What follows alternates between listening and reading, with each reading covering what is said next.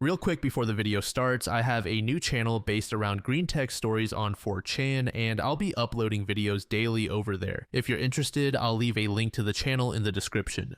Hey everyone, welcome back. I'm Michael, and we're going to be getting right back into some more Reddit stories. If you enjoy the video, make sure to leave a like and subscribe. Now, without further ado, let's begin. This story was posted by a throwaway account over a year ago. The post is titled, "Parents Canceled My Sister's Sweet 16 After a Dinner Argument. My parents are very religious and are leaders in their church, and we have had past arguments based on religion. They are also very politically opinionated, and this argument involved both topics. A previous disagreement happened when my mother disliked it whenever my sister and I brought dinner to our rooms while they were watching political content while preparing or eating dinner. My parents wanted to have a family dinner with some church friends before my sister's Sweet 16 as a more intimate celebration on her actual birthday. The Sweet 16 was planned to be shortly after on a weekend, and they took her to a restaurant. While we were there, my mother began talking about the former president to one of her friends, and my sister Laura asked her not to talk about politics, which my mother did not appreciate. My mother told Laura that she was being disrespectful and insisted she could discuss whatever she wanted. When Laura pointed out that they were celebrating her birthday, my mother said it did not matter and told her to mind her own business. Laura then asked if she could sit somewhere else, but my mother refused, which made Laura upset.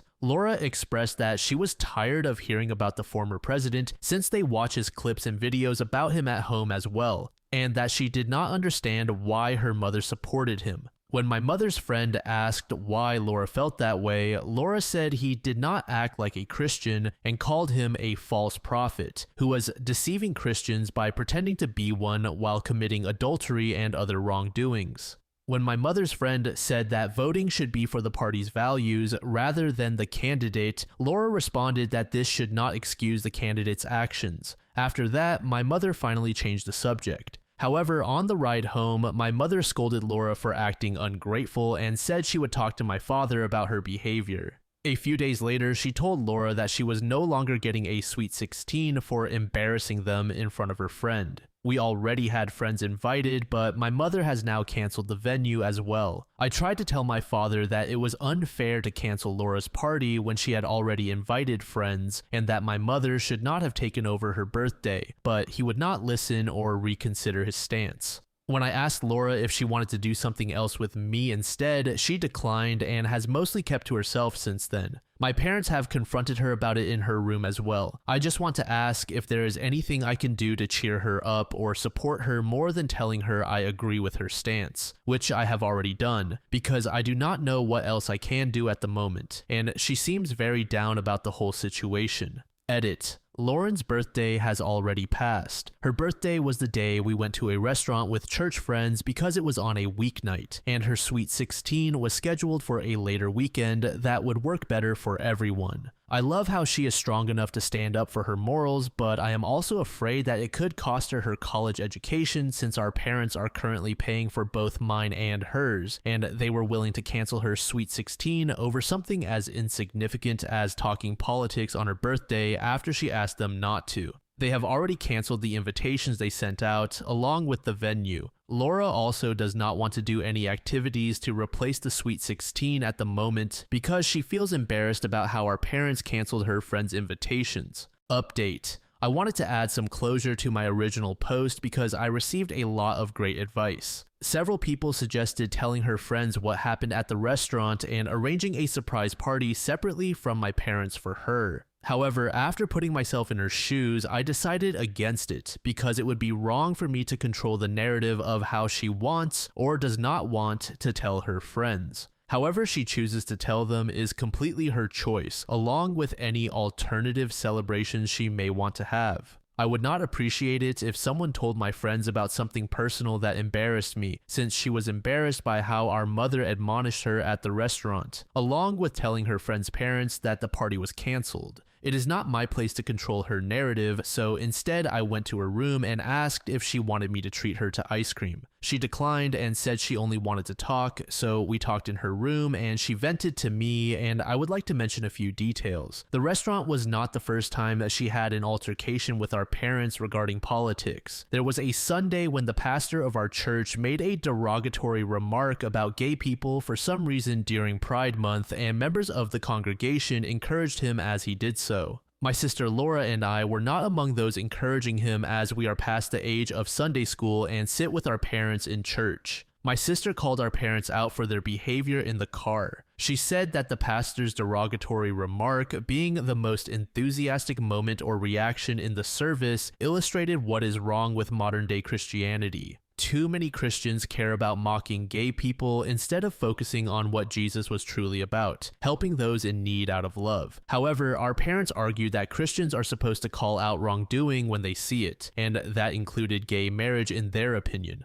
We touched on this briefly because Laura said that the presidency of the former president exposed the hatred bottled up in many Christians by making them feel validated in expressing hatred boldly, similar to the former president's boldness. She said Christianity lost a lot of credibility because of him, but also that he exposed fake Christians, which was good because Jesus was not about hate. The last detail I will mention is that our father came to her room to reiterate that she was disrespectful at the restaurant, even though all she had done was ask not to discuss politics at dinner. When she told him that Christians should not overlook the crimes of the former president, some of which were against the Ten Commandments, despite his affiliation with the Republican or Conservative Party, our father reinforced his belief in voting for the party instead of the candidate, because Christians have to vote against gay rights and abortion, which Democrats support, and he even claimed he would vote for a dictator if he were the Republican nominee. Both of us have permanently lost respect for him because he essentially admitted he would vote for any candidate, regardless of their actions, if they championed conservative or Christian views. My sister also chose not to have a party this year because she is not in the mood, and I respect that. She said she told her friends and they respected her wishes not to do anything celebratory either. She also promised to take me up on my offer to get ice cream in the future. Whenever we do, it will be just the two of us, because she does not want anyone else to join. Nearby assignment said, you know when you understand a term, but do not truly feel the weight of it until a specific moment. That is how I feel about the phrase false prophet. It has a different impact when someone who genuinely believes in prophets uses it. Minimalist Coach said, this is when you act indifferent toward them until your education is paid for or they decide to stop providing financial support, and then you cut off contact with them. This next story was made in the AIO subreddit by a user named OhMeLads. The post is titled, I left my boyfriend because he uninvited me from his birthday as per his friend's wishes. So I, an 18-year-old female, and my boyfriend, an 18-year-old male, have been together for just over 1 year. It has been a little rocky over the last couple of months. He often makes unpleasant comments about my friends and has tried to give me ultimatums regarding my male friends, whom I have known since I was 5 years old. The final straw was when he uninvited me to his 18th birthday because his friends did not want me there. He does have a habit of twisting the truth and has come out with many random lies, so I do not even know if his friends actually said that. He does not really like me being involved with his friends and does not seem to like mine much either. The only reason I can think of for his friends not liking me is that one of his female friends was dumped by her ex-boyfriend, and she sought him out for comfort, a lot. At first, I understood that she was upset, but I would walk around the corridor at 6th form and see her hanging onto him and around his neck, crying all the time.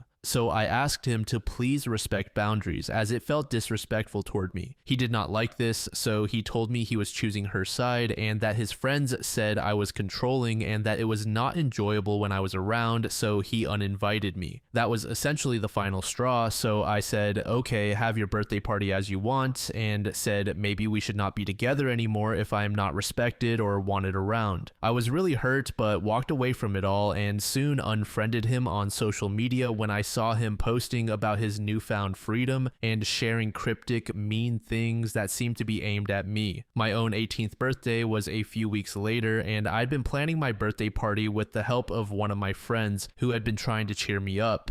She told me that he had been posting very sad, emotional things on Facebook about how heartbroken he was, about a week after I unfriended him. He has also apparently planned another night out with his friends to be on the same day as my birthday night out in the same city, and I feel as though he is now trying to gatecrash my birthday celebration. I am not sure if he feels bad about how he acted or if I overreacted by leaving him because I was not invited to his birthday. I just do not understand his sudden change in attitude and am wondering if I should have simply accepted his wishes even though it hurt me. Update. So my now ex did in fact have his night out to coincide with mine, in the same city and at the places he knew I would frequent. I am quite gothic, so I went to those kinds of bars, pretty much as I suspected he would. First, as my friends and I were walking through the city to our next destination, he and his friends came out of a place a little further ahead of us. He noticed us immediately and kept turning back to look at us as we walked in the same direction. Honestly, it was pretty awkward. We just tried to ignore him at first, but then his friends turned around to see what he was doing and noticed us too.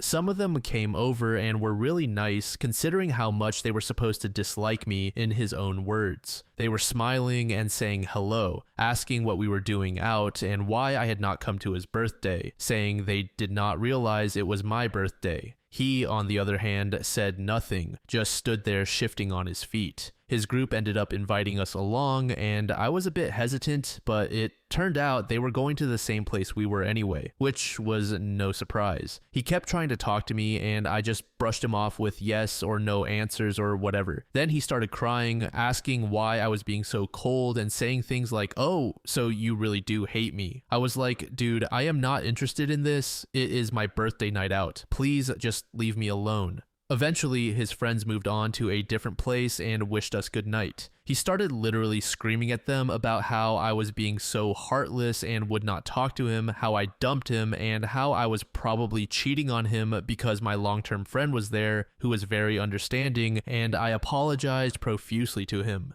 It was incredibly embarrassing, in the middle of the street, with people watching while he had this absolute meltdown about how I was a cold-hearted person. Some of his friends simply walked off, while others tried to console him. One of my friends reminded him that he did not want me at his birthday in the first place. Meanwhile, I was just enjoying a cocktail with my friends, watching this all unfold like a drama series. My friends found the whole thing entertaining and informed me of any weird or funny stuff he posted on social media the next morning. I also received a few friend requests and messages from some of his friends saying they had a blast. Of course, I received the many texts and missed calls from his number, but I did not even bother reading them. I am too busy enjoying being free from this nonsense and maybe appreciating how cathartic the whole experience was. Thanks again to everyone who reminded me to get out, because honestly, it showed just how manipulative he was, making such a big dramatic screaming and crying scene in public. I am happy I am now away from it, and I wish good luck to anyone else who has to deal with him in the future.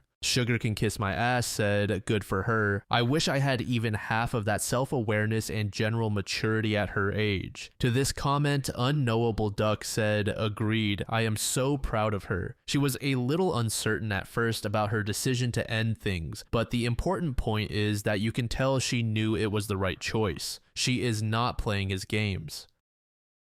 This final story was made in the AITA subreddit by a user named Flowing River. The post is titled, I refuse to babysit for my sister unless she pays me. Hi Reddit, I am 20, non-binary, and currently unemployed. Not by choice, just in between jobs and figuring things out. I live with my parents while job hunting and trying to figure everything out. My older sister, who is 33 years old, has 2 kids, a 4-year-old boy and a 2-year-old girl. She is a single mom. I love my niece and nephew so much, but lately she has been leaning on me for childcare, like multiple times a week, and sometimes it is all day. She drops them off at my parents' house where she knows I will be, and sometimes she does not even text or call me to let me know. At first, I did not mind helping, but it is becoming a full-time unpaid job. I do not have time for job applications or really anything when I am constantly chasing toddlers around. Last week, I told her, hey, I can still help sometimes, but if you want me to watch the kids regularly, I need to be paid because you know my situation. She flipped and said I was being selfish and ungrateful since I live rent-free and do not have a real job.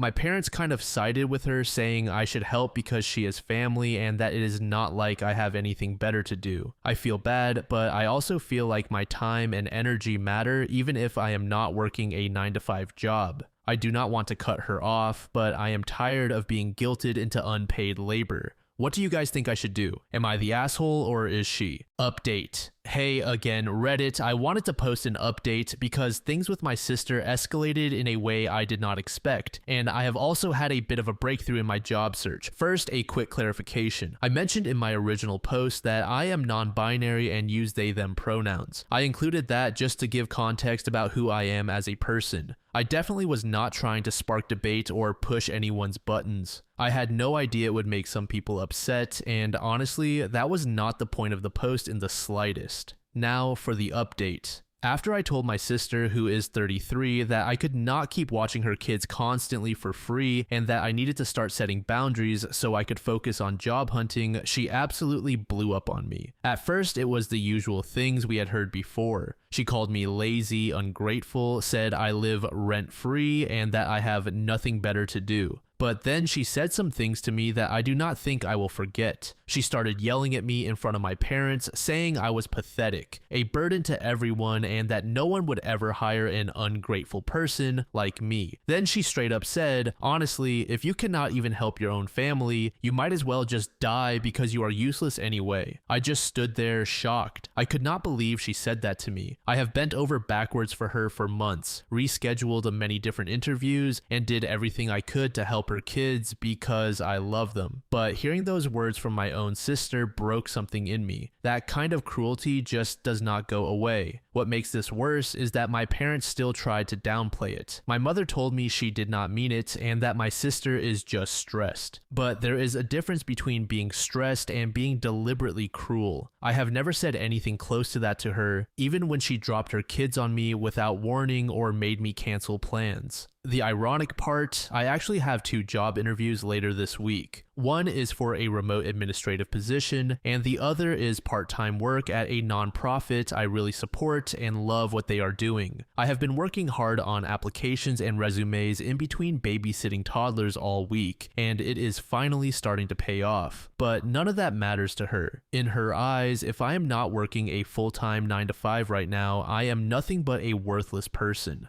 Also, for some added context, which I did not mention before, both of my parents make solid incomes between $80,000 and $120,000 a year each, so we are not in any kind of financial crisis. They were also happy when I wanted to move back in after my last job let me go. There is just this expectation that because I live at home and I am in between jobs, I should drop everything to become a full-time nanny for free. No sort of discussion, no consideration for my time, mental health, or goal. So yeah, I still love my niece and nephew with all my heart, and I still want to be part of their lives, but I do not think I can keep being treated like I do not matter, not by my sister and not by anyone else in my family. So Reddit, I will ask again, am I the asshole for setting boundaries, asking to be paid for childcare, and prioritizing my own life, even if my sister thinks that makes me selfish? Also, wish me luck at my interviews later this week. Update 2. First, I am working. That remote administrative position I interviewed for, I got it and I have already been working there for a little while. It is going so well. My coworkers are supportive, the job is stable, and I finally feel like I am building something for myself. I also took your advice and paid the security deposit on my own apartment. It is nothing fancy, but it is safe, it is quiet, and it is finally something that is mine. But things with my sister got worse before they got better, or at least before they bottomed out. Somehow, she got my address even though I never gave it to her. One night, close to midnight, I heard furious banging at my door. When I looked out the peephole, I saw her completely wasted, shouting and staggering, yelling insults I honestly did not even have the energy to respond to. I cracked the door just a bit, worried maybe something had happened to her kids, and as she got right in my face, her breath reeked of alcohol, and she was slurring horrible things about how I was a pathetic freak who abandoned the family, how I was dead to her, how people like me do not deserve to be loved, how I was such a mess up, and that I would never go anywhere in life. It was unhinged. Then I saw her car parked crooked outside. Her kids were in the back seat in pajamas. It was midnight. She brought them with her while she was blackout drunk and threatening me. I told her she needed to leave, that she was scaring me. She screamed in my face, stormed off the porch, and came back with a rock. Before I could move, she hurled it through my front window with full force. I had been looking out the window trying to see where her car was, and the rock hit me in the side of the face. Glass flew everywhere. I stumbled back, bleeding, stunned, and just like that, she bolted to her car, still drunk, still screaming. She drove off, but she did not get far. A few minutes later, I heard the sirens. She had crashed her car just a few blocks away. Everyone is okay. Let me say that again. The kids are okay, thank God. Some bruises, a lot of fear, but no one seriously hurt. But my sister, she is in a lot of trouble now. She got a DUI, endangering minors, and destruction of property. There is a real case building. I filed a full report, and this time I am pressing charges because what else can I do? I did not want it to come to this. I did not want to be the person calling the cops on my own sister or watching her get handcuffed while her kids cried in the back of a patrol car, but she left me no choice. She put me and her own children in danger, and this time it could not be ignored. And for once, my parents agree. After seeing the wreck, the police report, and the hospital paperwork from where I was treated for the blow to my face, my parents finally saw it for what it was. Not stress, not a bad night, not family drama. This was abuse. This was unsafe. And this was something that could have ended so very differently. They apologized fully, said they were wrong to enable her, wrong to guilt me, wrong to dismiss everything leading up to this. They told me I was right to set boundaries, to move out, to call for help. So Reddit, am I the asshole for refusing to be used, for choosing to protect myself, and for putting my safety above someone else's denial?